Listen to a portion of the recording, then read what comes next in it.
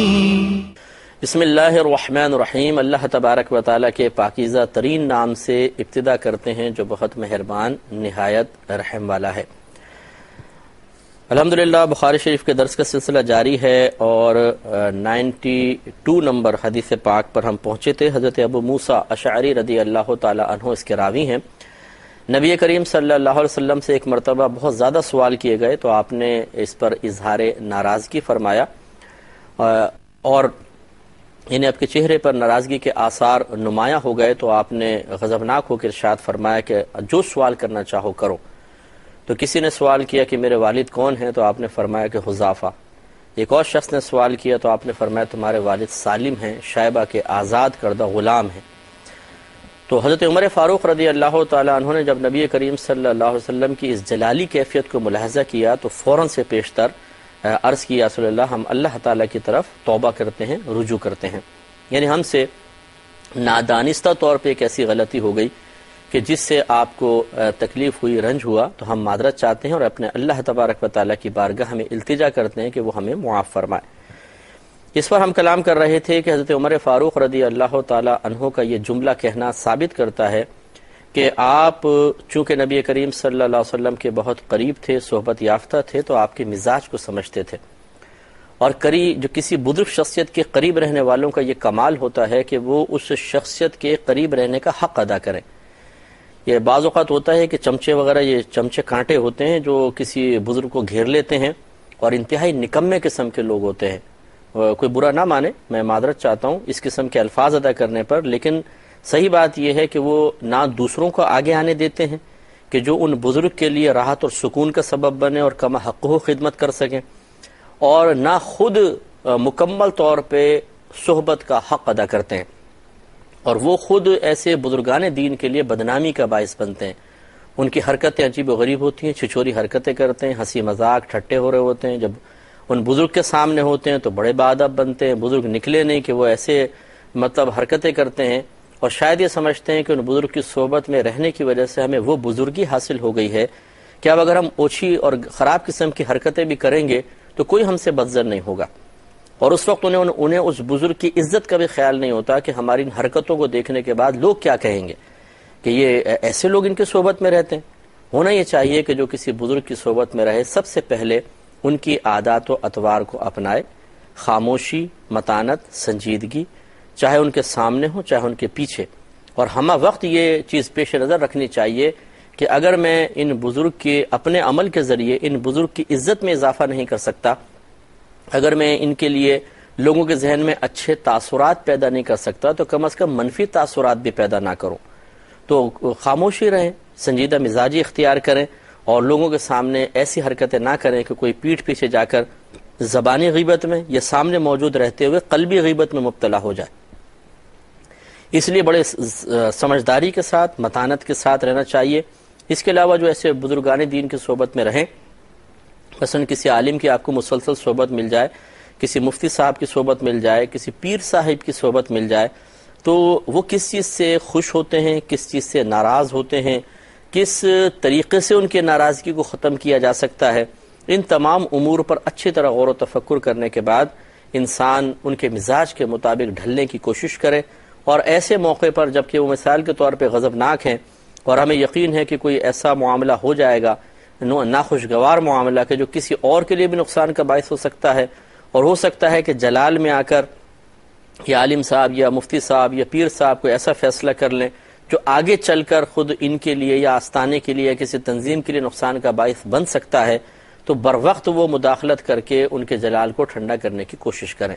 نہ یہ کہ تیلی جلا کر اور پھینکیں اور پھل جڑی جلا کے سامنے ڈال دیں تاکہ اور آگ بھڑکے اور مزہ آئے۔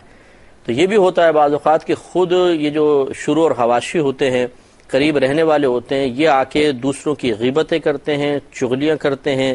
دوسروں کی منفی باتیں آ کے ذہن میں ڈالتے ہیں، اور اس سے ایک دیندار شخص کے غصے کو ابھارا جاتا ہے اور دوسرے کے مخالف کرنے کی کوشش کی جاتی ہے۔ اب وہ دیندار شخصیت اس لیے ان کی باتوں پر اعتماد کر لیتی ہے کہ یہ صحبت یافتہ ہیں، قریب رہنے والے ہیں، وہ سمجھتے ہیں قابل اعتماد لوگ سچ ہی کہہ رہے ہوں گے، لیکن انہوں نے اچھی طریقے سے اس میں خوب چاٹ مسالہ وغیرہ ڈال کر وہ بات پیش کی گئی ہوتی ہے۔ یہ جو ہمارے بعض بڑے جو علماء وغیرہ ہوتے ہیں یا مشائخ ہوتے ہیں، یہ آپس میں بعض اوقات پوری زندگی رنجش کا شکار رہتے ہیں. ایسے بھی کیسز ہمارے سامنے آئے ہیں، اور اس کی سب سے بڑی وجہ یہ ہوتی ہے کہ یہ آپس میں خود مل کر نہیں بیٹھتے، بلکہ ایک دوسرے کے بارے میں معلومات ان لوگوں سے حاصل کر رہے ہوتے ہیں جو ان کی صحبت میں رہنے والے ہیں. ایک آ کر بتائے گا، حضرت پتہ ہے آپ کو کیا ہوا، آپ کے بارے میں فلاں یہ کہہ رہا تھا اس مجلس میں. اچھا، پھر یہ دوسرا ان کے پاس جا کر کہے گا جی وہ یہ کہہ رہے تھے، اور اس طریقے سے غلط فہمیاں ڈال دیں گے. اس میں ہمارے جو مطلب بزرگان دین ہیں، جو بڑے ہیں، وہ بھی ذرا حکمت کا مظاہرہ انہیں بھی کرنا چاہیے. میں تو ایک چھوٹا سا آدمی ہوں، بہرحال میں اگر کوئی برا مانے تو میں معذرت چاہتا ہوں، لیکن میں ایک مشورہ دے رہا ہوں کیونکہ ہم نے یہ چیزیں دیکھی ہیں بہت زیادہ. ہو سکتا ہے کوئی بڑا واقعی بڑا پن کا مظاہرہ کرتے ہوئے ہم چھوٹے جیسے لوگوں کی بات کو قبول کر لے، ہو سکتا ہے فائدہ دے دے.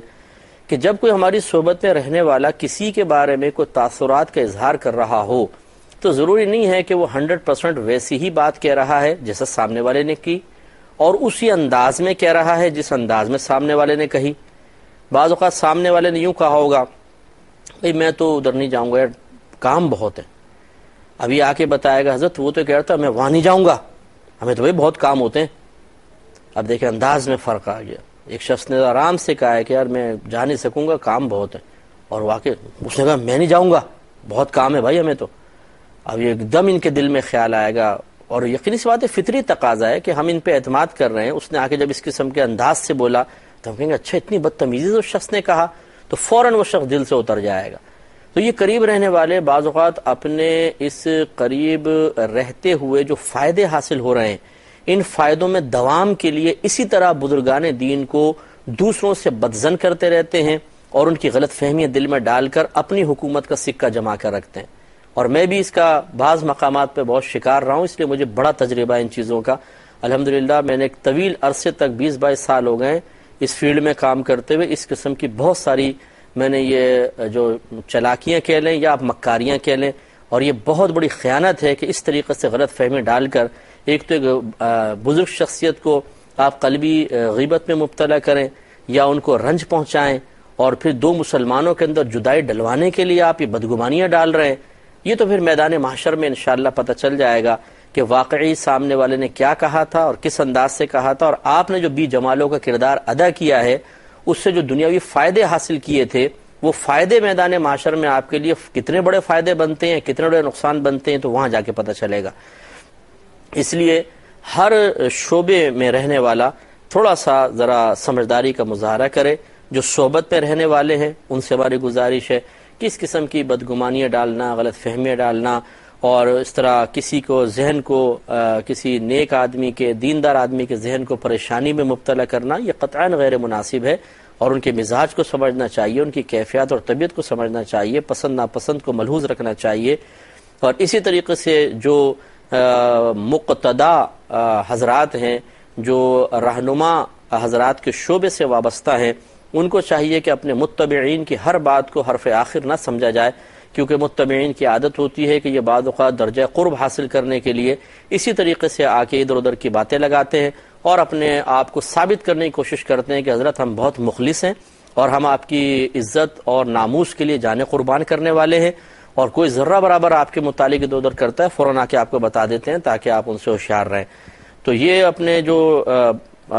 صحبت کو مضبوط کرنا اور اپنی گدی مضبوط کرنا یہ کہہ لیں، اس کے لیے جو یہ عملی کوشش غلط قسم کی کر رہے ہیں یہ غلط ہے. تو حضرت عمر فاروق رضی اللہ تعالیٰ عنہ چونکہ نبی کریم صلی اللہ علیہ وسلم کے مزاج مبارکہ کو سمجھتے تھے کہ اگر میں اللہ تعالیٰ کا ذکر کروں گا، اس کی طرف رجوع کا تذکرہ کروں گا، تو نبی کریم صلی اللہ علیہ وسلم کی جو ابھی ناراضگی مبارکہ ہے، کیونکہ یہ بھی ایک مبارک ناراضگی تھی، اس میں بھی ہزارہ فائدے پوشیدہ تھے، اور اسی طرح جو آپ کے قلب انور پر ایک رنجیدگی وقتی طور پہ طاری ہوئی ہے، یہ سب ختم ہو جائے گی. اس لیے ہمیں بھی اس حدیث سے سیکھنا چاہیے، اور اپنے بڑوں کے بارے میں کم از کم یہ غور و تفکر ضرور کرنا چاہیے کہ جب یہ جلال میں ہوں تو کس طریقے سے ان کے جلال کو ختم کر کے ان کو اس جلالی کیفیت کی اذیت سے محفوظ کیا جائے. تو انشاءاللہ اگر ہم غور و تفکر کر کے عملی قدم اٹھائیں گے تو بہت بہتر نتائج بھی مرتب ہو سکتے ہیں. اس پہ ایک آخری بات یہ ہے کہ دیکھیں نبی کریم صلی اللہ علیہ وسلم نے کثرت سوال کو ناپسند کیا، جس کی حکمت میں نے آپ کو عرض کی کہ وہ نزول وحی کا دور تھا۔ اگر نبی کریم صلی اللہ علیہ وسلم انہیں کثرت سوال سے منع نہ فرماتے تو یہ خدشہ تھا کہ ان کے سوال کے جواب میں اللہ تعالیٰ کی طرف سے کوئی سخت حکم نازل ہو جائے جس کا اثر ان پر کم، بعد میں آنے والوں پر زیادہ پڑے گا۔ تو چونکہ یہ ایک بڑی حکمت اس میں پوشیدہ تھی، لہٰذا اس سے معلوم ہوا کہ جب یہ دور گزر گیا اور نزول وحی کا سلسلہ موقوف ہو گیا تو یقینی سی بات ہے اب اگر کوئی کثرت سے سوال کرے گا بھی تو اب تو کسی حکم کے سختی کا نازل ہونے کا کوئی امکان ہی نہیں ہے۔ تو اب کیا ہم کثرت سے سوال کر سکتے ہیں یا نہیں کر سکتے؟ دیکھیے مسئلہ یہ ہے کہ بات میں نے وہ شروع میں دوسرے پروگرام میں نے عرض کیا تھا، اس سے پہلے والے میں، کہ کثرت سوال ہمیشہ بری نہیں ہوتی ہے، بلکہ بعض میں نے پڑھا ہے بزرگان دین کے بارے میں کہ وہ اپنے متبعین کو کہا کرتے تھے کہ ہم سے سوال کرو، کثرت سے سوال کرو، کہ کثرت سے سوال کرنا علم کے دروازے کھولتا ہے۔ تو خلاصہ کلام یہ ہوگا کہ اب کثرت سے سوال کرنا منع تو نہیں ہوگا، لیکن اس کے لیے نیت صحیح ہونی چاہیے اور انداز درست ہونا چاہیے۔ اگر نیت یہ ہے کہ میں سوال کر کے جس بھی موضوع پہ کلام ہو رہا ہے اس کے ہر پہلو کو جان لوں اور کوئی کمی نہ رہ جائے، تشنگی نہ رہ جائے، تاکہ مکمل اس موضوع سے متعلق علم میرے پاس آئے اور میں شرع رہنمائی کے ساتھ صحیح طریقے سے اپنی لائف گزار سکوں، اس میں کوئی حرج نہیں ہے۔ مثال کے طور پہ کسی بزرگ نے غیبت کی مذمت بیان کی، بہت بری چیز ہے، نبی کریم صلی اللہ علیہ وسلم نے اس کو بعض اوقات زنا سے اشد قرار دیا ہے اور بہت سخت عذاب ہوگا، اور قرآن میں اس کو اس طرح بیان کیا گیا کہ غیبت کرنا بالکل ایسا ہے جیسے اپنے مردار بھائی کا گوشت کھانا۔ تو اب اگر ایک شخص سوال کرتا ہے جی غیبت کہتے کس کو ہے؟ کیا زندہ کی ہی غیبت ہوتی ہے یا مردہ کی بھی ہو سکتی ہے؟ کہ اگر کوئی شخص کسی کے سامنے اس کی برائی کرنے کی ہمت رکھتا ہے تو کیا پھر پیٹھ پیچھے غیبت کرنا جائز ہے؟ جیسے ہمارے بعض بھائی کہتے ہیں ارے میں تو اس کے سامنے بھی کہہ سکتا ہوں یہ بات، تو کیا یہ پیٹھ پیچھے کہنا جائز ہے؟ اچھا، کیا غیبت کرنا ہی گناہ ہے یا سننا بھی گناہ ہے؟ اسی طریقے سے کیا کوئی ایسے مقامات بھی ہیں کہ جہاں پہ غیبت کرنا جائز ہو جائے بلکہ واجب ہو جائے؟ اب یہ دیکھیں بہت سارے سوالات ہیں، اب کو جب یہ والے سوالات کرے گا تو ہر سوال اپنے ساتھ غیبت کے ایک پہلو کی وضاحت کو لیے ہوئے ہے، یعنی اس کا جواب اگر دیا جائے گا تو غیبت کے اس پہلو کی مکمل وضاحت ہو جائے گی۔ تو اس طرح کے سوالات تو کوئی منع نہیں۔ اب کثرت سے سوالات وہ منع ہوں گے جو بیکار کیے جائیں، بغیر ضرورت کے کیے جائیں یا فضول قسم کے کویسچنز ہوں، یہ بھی بعض اوقات ہوتے ہیں، اور ہم ایسے لوگوں کو بھی گزارش کریں گے کہ اپنے آپ کو پہچاننے کی کوشش کریں جو بعض اوقات ایک صاحب علم کے اوپر خود ایک روب جمانے کے لیے کویسچن کرتے ہیں۔ وہ روب یوں ہوتا ہے، یعنی روب سے مراد یوں سمجھ لیجئے کہ اپنی ذات سے متاثر کرنا مقصود ہوتا ہے، کہ وہ کثرت سے سوال کر کے ثابت کرنے کی کوشش کرتے ہیں شاید کہ ہم آپ سے دیکھیں سوال کر رہے ہیں، اس کا مطلب ہم میں بڑی علم کی پیاس ہے، بڑی طلب ہے، اور بعض اوقات ایسے کویسچن کریں گے جس سے بس یوں ایسا محسوس ہوتا ہے کہ یہ ثابت کرنے کی کوشش کر رہا ہے کہ دیکھیں میری نگاہ کتنی گہری ہے، میں نے کہاں سے نقطے نکال کر آپ سے سوال کر رہا ہوں، تاکہ سامنے والا کہہ دے کہ واہ بھائی واہ بڑے زبردست کویسچن کرتے ہیں آپ، یہ کہاں سے کویسچن نکال کے لا رہے ہیں۔ اور اگر کوئی واقعی ایسا کہہ بھی دے تو وہ مراد چونکہ پوری ہو جاتی ہے تو بانچیں کھل جاتی ہیں۔ تو ہمیں بہرحال کسی پہ بدگمانی نہیں کرنی چاہیے، لیکن ایک بہرحال ہوتا ہے کہ جب کوئی آدمی اللہ تعالیٰ کسی کو کچھ صلاحیتوں سے نوازتا ہے اور وہ فیس ریڈر بھی ہوتا ہے اور پبلک میں زیادہ رہ کر لوگوں کے مختلف طبیعتوں اور مزاجوں کو سمجھنا شروع کر دیتا ہے، پھر ایک سکستھ سینس ہوتی ہے، ایک خصوصاً مومنانہ فراست جس کو کہتے ہیں، کہ مومنانہ فراست، سرکار نے فرمایا کہ مومن کی فراست سے ڈرو کیونکہ وہ اللہ تبارک و تعالیٰ کے نور سے دیکھتا ہے۔ تو اس لیے یاد رکھیں کہ بزرگان دین کے جیسے اکابرین نے فرمایا بھی ہے کہ کسی آپ عالم ظاہر کے پاس جا کے بیٹھیں جس نے صرف علم ظاہر سیکھا ہو تو اپنی زبان کو سنبھال کر بیٹھو، لیکن کسی ایسے عالم کے سامنے جاؤ جو علم باطن بھی رکھتا ہے تو اپنے دل کو بھی سنبھال کر بیٹھو، اس لیے کہ وہ تمہارے دل کے اوپر نگاہ ڈال کر تمہاری بات کو جان لے گا۔ تو یہ اصل میں الہامات تو اللہ کی طرف سے ہوتے ہیں۔ اگر میں آپ کے چہرے کو دیکھ کر ایک چیز کا اندازہ کر لیتا ہوں تو یا تو یہ میرے دل میں جو خیال ڈالا گیا کہ یہ سوچ رہا ہے، یہ کہنے والا ہے، یا سچ کہہ رہا ہے یا جھوٹ کہہ رہا ہے، یا تو یہ شیطان کی طرف سے خیال ہوگا یا اللہ تبارک و تعالیٰ کی طرف سے ہوگا۔ تو جو اللہ کے نیک بندے ہوتے ہیں جب کسی کے بارے میں اس طرح دل میں ایک دم القاء ہوتا ہے، خیال آتا ہے، تو ان کی ریاضت اتنی مضبوط ہوتی ہے اور اس کی وجہ سے روحانی صفائی اتنی زیادہ ہو چکی ہوتی ہے کہ وہ فوراً سمجھ جاتے ہیں کہ یہ جو دل میں ڈالا گیا ہے شیطان کی طرف سے ڈالا گیا ہے، اللہ کی طرف سے ڈالا گیا ہے، فوراً پہچان جاتے ہیں۔ اور پھر جب وہ من جانب اللہ محسوس ہوتا ہے تو پھر وہ بالکل درست اندازہ کرنا شروع کر دیتے ہیں سامنے والے کے بارے میں۔ اس لیے ایسے بزرگان دین کے سامنے جا کر جھوٹ بولنا اور خواہ اپنی ذات سے انہیں متاثر کرنے کی کوشش کرنا بالکل بیکار ہے۔ وہ بعض اوقات دو کویسچن کر کے آپ کے جھوٹ کو ظاہر کر دیں گے اور آپ کی نیت کے کھوکھلے پن کو اور اخلاص کے مفقود ہونے کو ظاہر کر دیں گے۔ اس لیے بزرگان دین کے سامنے پہنچ کر ذرا سنبھل کر ہی بات کرنی چاہیے، یہی بہت بہتر ہے۔ تو کثرت سوال منع نہیں ہے۔ ہم الحمدللہ میں چونکہ ایجوکیشن کے شعبے سے وابستہ ہوں، میں ایک ٹیچر بھی ہوں، میں پڑھاتا ہوں، میری اپنی اکیڈمی ہے، تو میں بچوں کو ہم تو کہتے ہیں کہ کریں آپ سوال اور کثرت سے سوال کریں، اچھے معیاری سوال کریں، لیکن یہ سے کوئی سطحی قسم کے نہ کیجیے گا، ضرور کریں۔ پھر کرتے ہیں تو ہم جواب دیتے ہیں، اس سے ان کو بھی فائدہ ہوتا ہے، ہمیں بھی فائدہ ہوتا ہے۔ لیکن جو بعض عوام الناس جب ہم سے کثرت سے سوال کرتے ہیں تو اس میں بڑی کوفت ہوتی ہے، کیونکہ وہ عجیب و غریب قسم کے سوال کر لیتے ہیں۔ جیسے بعض اوقات ایسا بھی ہوتا ہے کہ کسی نے پوچھا جی کیا یہ کام ہمارے لیے جائز ہے؟ ہم نے کہا ہاں جائز ہے، اس میں کوئی، جیسے پرائز بانڈ کا سوال کر لیجیے، پرائز بانڈ جائز ہے؟ ہاں جائز ہے، اس میں کوئی سود یا جوئے کا عنصر نہیں ہے ہمارے نزدیک، ٹھیک ہے آپ یہ کر سکتے ہیں۔ تو اگلا کویسچن ہوتا ہے یہ گناہ تو نہیں ہے؟ اب آپ بتائیے کہ یہ کویسچن کرنے والا تھا جب ہم نے کہا کہ جائز ہے آپ کر سکتے ہیں، تو اس کا مطلب آپ کو یہ پوچھنا کہ یہ گناہ تو نہیں ہے، تو یہ تو ایک عجیب و غریب کویسچن ہے۔ اس کا مطلب ہم نے آپ کو گناہ کرنے کی کوئی ترغیب دے سکتے ہیں، آپ یہ گمان کرتے ہیں، پھر بعد میں کہتے ہیں نہیں ہمارا مقصد ہی نہیں تھا۔ اچھا نہیں تھا تو آپ اپنا مقصد بتائیں، کیا مقصد تھا، کس وجہ سے آپ نے کہا کہ یہ گناہ تو نہیں ہے؟ جب آپ کو وضاحت کر رہے ہیں، واضح طور پہ عرض کر رہے ہیں کہ آپ کے حق میں جائز ہے، پھر یہ پوچھنا کہ گناہ تو نہیں ہے، ایک عجیب اور فضول قسم کا کویسچن ہے۔ اب اس قسم کے کثرت سے سوال اگر ہوں گے تو لازم بات ہے کہ آدمی پہ جھنجھلاہٹ تو طاری ہوگی۔ پھر جب ہم جھنجھلا کے بعض اوقات جواب دیتے ہیں تو بولتے ہیں جی وہ علماء ناراض ہو جاتے ہیں بہت جلدی، تو بھائی آپ اس قسم کے کویسچن ہی نہ کریں نا بھائی جان۔ تو اس لیے بہرحال یہ بھی ہوتا ہے بعض اوقات کہ عوام اتنی ان بیچاروں میں علمی قابلیت ہی نہیں ہوتی کہ وہ اچھے کویسچن کر سکیں، لیکن بہرحال ہم آپ کو جو سمجھا رہے ہیں، جو ہمارے ریگولر سننے والے ہیں، امید ہے کہ آپ ہماری بات کی تہ تک پہنچیں گے، بات کو سمجھنے کی کوشش کریں گے۔ کثرت سوال سے ہمیں کوئی کوفت نہیں ہوتی ہے، اگر معیاری کویسچن ہوں، اچھے ہوں تو ہمیں خوشی ہوتی ہے کہ بہت اچھی بات ہے، لیکن اگر سطحی قسم کے کویسچن اور بیکار اور بلا ضرورت کویسچن ہوں، اس سے یقینی سی بات ہے کہ کوفت ہوتی ہے۔ اب یہ جیسے کویسچن جی موسیٰ علیہ السلام نے ناشتے میں کیا کھایا تھا بتائیے،